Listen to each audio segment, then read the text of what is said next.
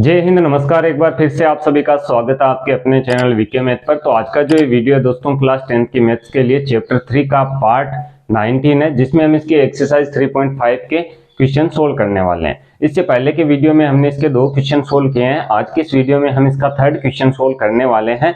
इससे पहले की वीडियो अगर आप देखना चाहते हैं तो डिस्क्रिप्शन में सभी वीडियो के लिंक आपको मिल जाएंगे, जब सारे इसके वीडियो कंप्लीट हो जाएंगे, पूरा चैप्टर जब क्लियर हो जाएगा। और अगर आप प्लेलिस्ट इसकी देखना चाहते हैं जिसमें सभी वीडियो हमने पार्ट वाइज अपलोड किए हैं, तो यहाँ पर आपको लिंक मिलेगा आई बटन पर, वहां पर क्लिक करके आप वीडियो देख सकते हैं।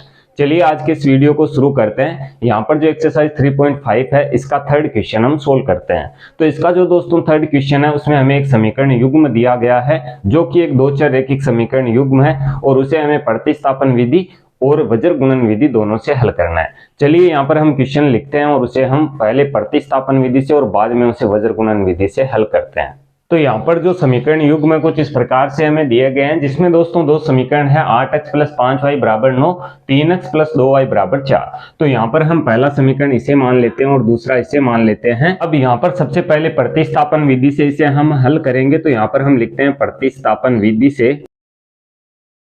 अब यहाँ पर दोस्तों प्रतिस्थापन विधि से हल करने के लिए सबसे पहले हमें क्या करना होता है, किसी एक समीकरण से हम किसी चर का काल्पनिक मान ज्ञात करते हैं। तो यहाँ पर आप अपनी सुविधा के अनुसार कर सकते हैं, जो भी समीकरण छोटा है या जिसमें मान छोटे दिए गए हैं उससे आप कर सकते हैं। तो यहाँ पर हम समीकरण नंबर 2 से करेंगे। तो समीकरण नंबर 2 से देखिए, यदि हम x का मान निकालते हैं तो यहाँ पर सभी y के पद है और जो भी अचर पद है उन्हें पक्षांतरण कर देते हैं। यदि y का मान हम ज्ञात कर रहे हैं तो x वाले पद को पक्षांतरण कर देते हैं। तो समीकरण नंबर 2 हमारा है 3x + 2y = 4। तो 2y को उधर हम पक्षांतरण करेंगे तो 3x बराबर देखिए 4 - 2y, क्योंकि 2y उधर जाने पर माइनस का होगा। हमें x का मान यहाँ पर चाहिए, तो 4 - 2y बटे में यहाँ पर 3 आएगा, क्योंकि 3 है जो x के साथ गुणा में है। इसे हम समीकरण नंबर 3 रख देते हैं। और ये जो समीकरण है, इससे हम x का मान उठा के समीकरण 1 में लगाएंगे, क्योंकि यहाँ पर 2 नंबर समीकरण से हमने 3 नंबर समीकरण को बनाया है। तो जो भी मान आप ज्ञात करते हैं उसे उस समीकरण में नहीं रखना है जिससे उस समीकरण को आपने बनाया है। चलिए यहाँ पर हमने समीकरण 1 में इसका मान रखना है, तो यहाँ हम लिखेंगे समीकरण 1 में x का मान रखने पर।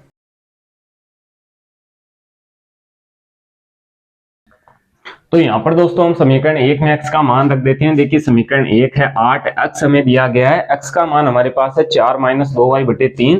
तो यहाँ पर हम लिख देते हैं 4 - 2y / 3। और यहाँ पर दोस्तों देखिए आगे हमें दिया गया प्लस के 5y, तो +5y और बराबर में है इसके 9। इससे हम यहाँ पर y का मान ज्ञात करेंगे। जो भी y का मान आएगा उसे हम फिर से 3 नंबर समीकरण में लगा के x का मान ज्ञात कर लेंगे। तो ये होती है दोस्तों प्रतिस्थापन विधि। चलिए इसे हल करते हैं। तो 8 का गुणा 4 से कराएंगे 32 होगा, -8 का गुणा 2y से 16y हो जाएगा, बटे में 3 होगा, +5y है और बराबर में 9 है। अब इसे कैसे सोल्व करेंगे, इस प्रकार से जब दिया जाता है कि एक पद जुड़ता है और एक फ्रैक्शन दी जाती है 2 पदों के बीच में, तो 3 का गुणा सीधा हम 5y से करा देंगे और इसे है जैसा का जैसा लिख देंगे। तो 32 - 16y, 3 का गुणा 5y से कितना हो जाएगा 15y और बराबर में 9 है, लेकिन इसके बटे में 3 चल रहा है। अब 3 का गुणा हमें 9 से कराना है। तो यहाँ पर देखिए 32 - 16y + 15y और 3 का गुणा हम 9 से कराएंगे, ये हो जाएगा 27। अब यहाँ पर दोस्तों देखिए 16y में से 15y को हम घटाएंगे, क्योंकि एक प्लस का एक माइनस का है, तो माइनस के y बचेंगे। 32 को हम उधर पक्षांतरण कर देते हैं, तो 27 में से 32 घटेंगे, यानी कि माइनस के 5 बचेंगे। यहाँ पर हम लिख देते हैं सीधा -5, माइनस से माइनस को घटाएंगे, y का मान कितना आ जाएगा 5 आ जाएगा। अब हमें x का मान ज्ञात करना है, तो 3 नंबर समीकरण में y का मान हम लगा देते हैं। देखिए x बराबर 4 - 2 गुणा y का मान 5 हमने रखा, बटे में 3 है। 5 का गुणा देखिए 2 से कराएंगे 10, 10 में से हम 4 घटाएंगे, माइनस के 6 बचेंगे, माइनस के 6 में 3 का भाग लगाएंगे, माइनस के 2 आएंगे। तो y का मान हमारे पास 5 आ रहा है, x का मान कितना आ रहा है माइनस के 2। तो यह है दोस्तों प्रतिस्थापन विधि। प्रतिस्थापन विधि से हमने इसे हल कर दिया है। अब आगे हमें इसे वज्र गुणन विधि से हल करना है, और यहाँ पर हमें बताना है कि कौन सी विधि अधिक उपयुक्त है। तो चलिए अब इन समीकरणों को हम वज्र गुणन विधि से हल करते हैं। तो यहाँ पर दोस्तों जो हमारे 2 समीकरण थे कुछ इस प्रकार से थे। तो जब हम इन्हें वज्र गुणन विधि से हल करेंगे, तो यहाँ पर हमें सबसे पहला काम क्या करना है कि जो भी समीकरण युग्म हमें दिए जाते हैं उन्हें हमें पहले तो इनके व्यापक रूप में बदलना होता है। व्यापक रूप देखिए क्या होता है, यहाँ पर मैं पहले ही लिख देता हूँ, क्योंकि आगे जब हम इसका जो फॉर्मूला है वो बनाएंगे तो हमारे काम आएंगे। व्यापक रूप होता है a1x plus b1y plus c1 बराबर होता है 0 के, और a2x plus b2y plus c2 बराबर होता है 0 के। तो ये होता है व्यापक रूप। तो यहाँ पर भी हमें इस व्यापक रूप में इन समीकरणों को चेंज करना है। तो यहाँ पर हम क्या करेंगे, जो भी समीकरण हमें दिया गया रहेगा उसे 0 के बराबर करना है। तो यहाँ पर देखिए इसे हम चेंज करेंगे तो 8x प्लस 5y और 9 को हम इधर लेके आएंगे, माइनस का होगा बराबर 0। ये हमारा समीकरण नंबर 1 होगा। इसे भी हम चेंज कर देते हैं तो 3x प्लस 2y माइनस के 4 बराबर 0, ये हो जाएगा समीकरण नंबर 2। अब यहाँ पर हमें क्या करना होता है, a1 b1 c1 सभी के मान ज्ञात करने होते हैं, जो यहाँ पर दोस्तों सीधा हम समीकरण से देके जो फॉर्मूला उसमें लगा देते हैं। फॉर्मूला यहाँ पर देखिए क्या है, x के बटे में यहाँ पर संख्याएं आएगी, y के बटे में यहाँ पर संख्याएं आएगी और a के बटे में यहाँ पर संख्याएं आएगी। फॉर्मूला फिर से मैं रिपीट कर रहा हूँ, यहाँ पर पहले की वीडियो में मैंने अच्छे से बताया किस तरीके से फॉर्मूला आपको बनाना है बिना याद रखे।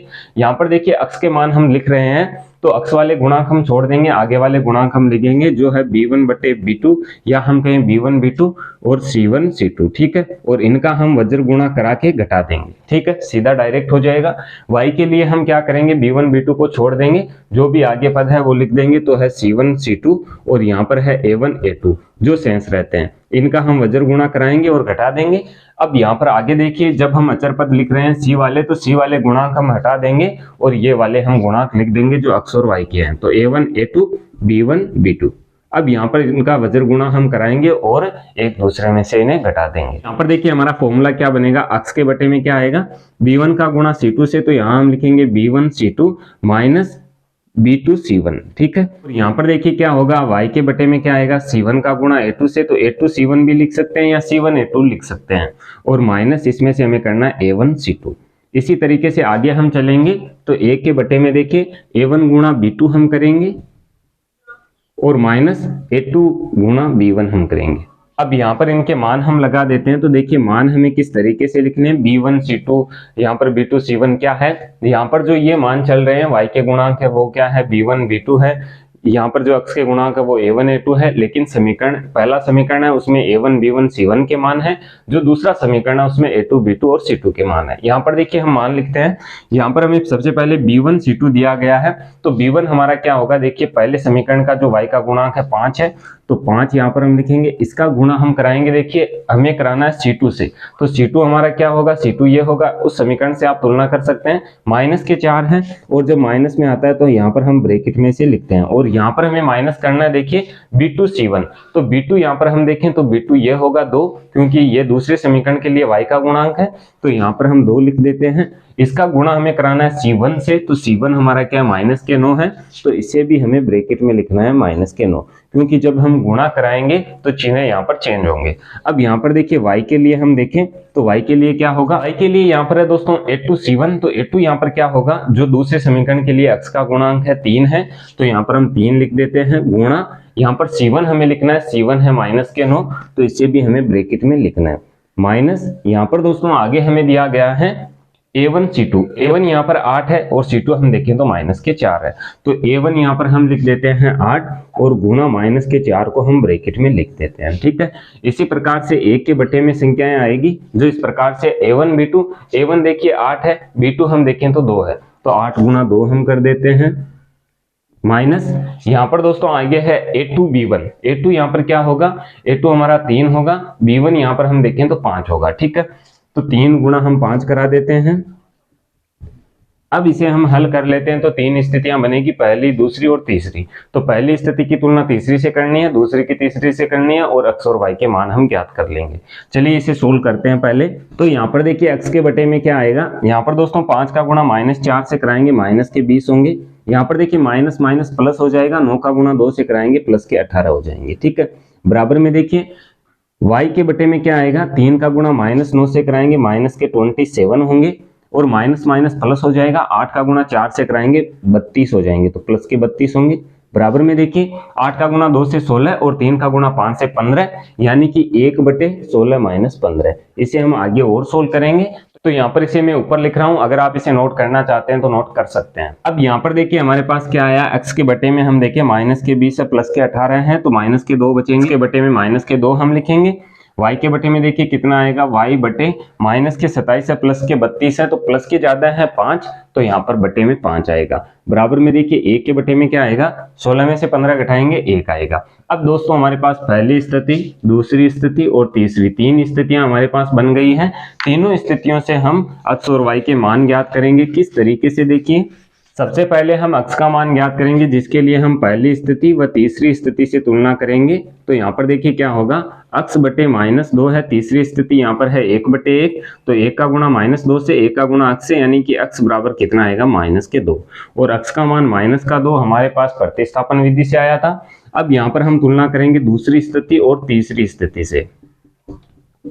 तो यहाँ पर हम तुलना करेंगे y वाले पद की, तो y बटे 5 बराबर में होगा 1 बटे 1, तो 1 का गुणा 5 से, y का गुणा 1 से, तो y बराबर कितना आएगा, प्लस के 5। यही मान हमारे पास प्रतिस्थापन विधि से आया था। तो इस तरीके से यह है वज्र गुणन विधि। तो यहाँ पर दोस्तों आपको कौन सी विधि उपयुक्त लगती है, प्रतिस्थापन विधि या वज्र गुणन विधि, इसे आप मुझे कमेंट करके बता सकते हैं। और साथ ही दोस्तों बताइए ये वीडियो आपको कैसा लगा। अगर वीडियो आपको पसंद आया तो वीडियो को लाइक और शेयर जरूर कीजिएगा। आगे आने वाले वीडियो देखने के लिए आप इस चैनल को सब्सक्राइब कर सकते हैं। सब्सक्राइब करने के बाद में बेल के आइकन को जरूर प्रेस करें, ताकि आगे आने वाले वीडियो के नोटिफिकेशन आपको मिलते रहें। मैं मिलता हूं आपसे इसी की नेक्स्ट वीडियो में, तब तक के लिए जय हिंद, जय भारत, वंदे मातरम।